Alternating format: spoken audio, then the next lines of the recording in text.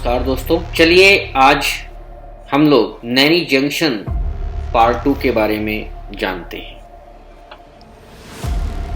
Naini junction part 2 को जानने से पहले हम थोड़ी सी पार्ट 1 की घटना को यहाँ पर बता दें कि कहानी कहाँ ख़त्म हुआ था। पार्ट 1 में अभी तक आपने जाना कि प्रताप को चारों तरफ से आत्माएं घेर लेती हैं और वो वहीं फंस जाता है और बाहर निकलने का रास्ता उसे समझ में नहीं आता कि कैसे जाए, जबकि बाहर निकलने का रास्ता महज थोड़ी ही दूर पे था। प्रताप बिना समय गंवाए एक बार फिर से भागने की कोशिश करता है, लेकिन ऐसा लगता है जैसे उसके चारों तरफ कुछ अजनबी साए इकट्ठे हो गए हैं। वो अजनबी साए कुछ बोल नहीं रहे थे, बस उसे अपने होने का एहसास दिला रहे थे कि तुम यहाँ से जा नहीं सकते। कभी कभी ऐसा लगता था जैसे कोई शराब पिए हुए आदमी हो या पुरानी इंग्लिश पिक्चर का जॉम्बी हो, वो चला आ रहा है। कभी वो लड़का दिखता था, कभी वो लड़की दिखती थी। उसे समझ में नहीं आता था कि वो किस दुनिया में पहुंच गया है, लेकिन खैर क्या करना है, उसे तो किसी तरीके से बाहर निकलना है और बाहर निकल करके वो जल्द से जल्द अपने दोस्त के घर जाना चाहता था। हिम्मत करके खड़ा होता है,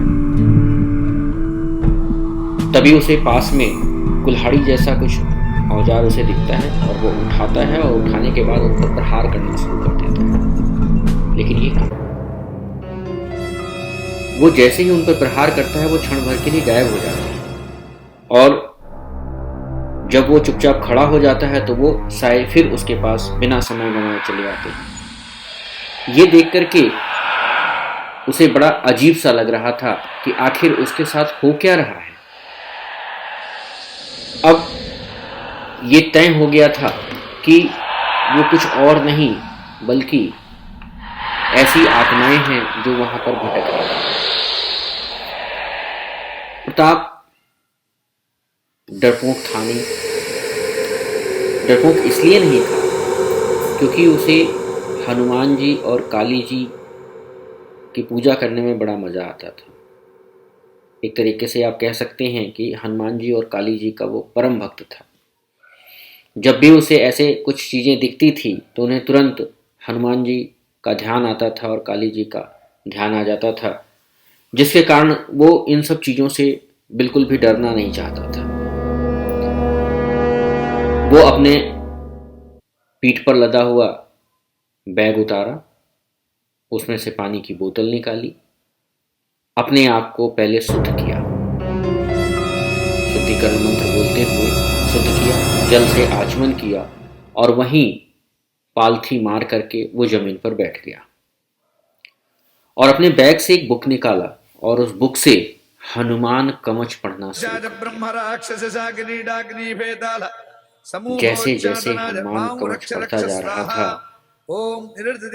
उसे ऐसा लगता था जैसे उसके अंदर एक अप्रतिम एनर्जी पैदा हो रही है और उस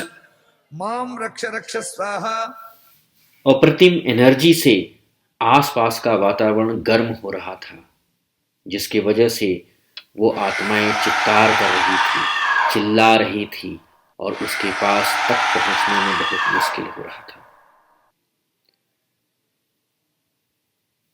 वो लगातार पाठ किए हुए जा रहा था और जोर जोर से पाठ कर रहा था।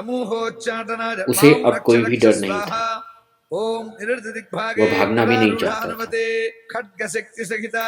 उसे यह पाठ करते हुए काफी समय व्यतीत हो गया।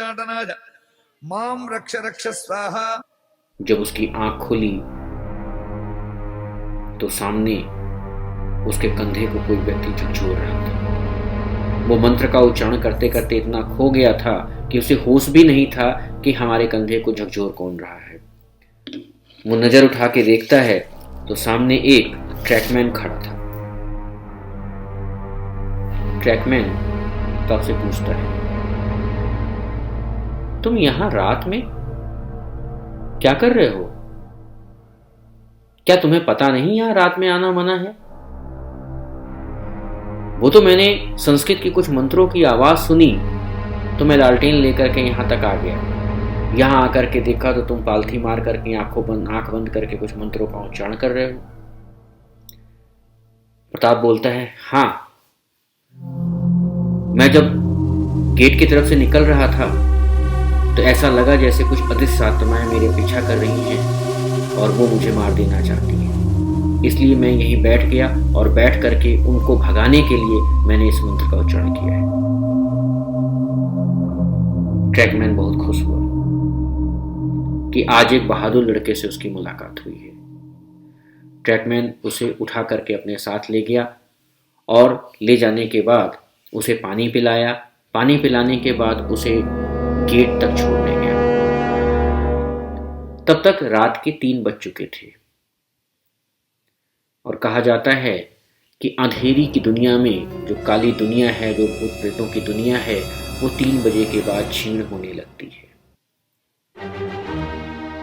ट्रैकमैन उसे गेट के बाहर करके एक टेम्पो वालों को सुपुर्द कर देता है कि भाई इसे कीटगंज जाना है। प्रताप टेम्पो में बैठता है और कीटगंज के लिए रवाना हो जाता है। तो दोस्तों, प्रताप अपनी सूझबूझ से उन आत्माओं से बच करके निकल जाता है जो कहीं न कहीं उसे चोट पहुंचाना चाहती थी। लेकिन नैनी के स्टेशन का ये रहस्य आज भी रहस्य बना हुआ है। लोग आज भी जब रात में उतरते हैं तो अकेले बाहर जाने की हिम्मत नहीं जुटा पाते हैं,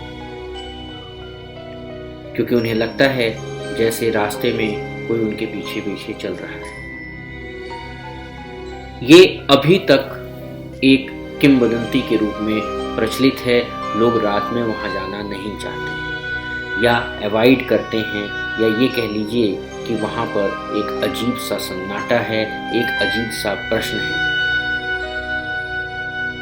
तो आप जो भी लोग इस कहानी को सुन रहे हैं, कभी मौका मिले वहां जाने का तो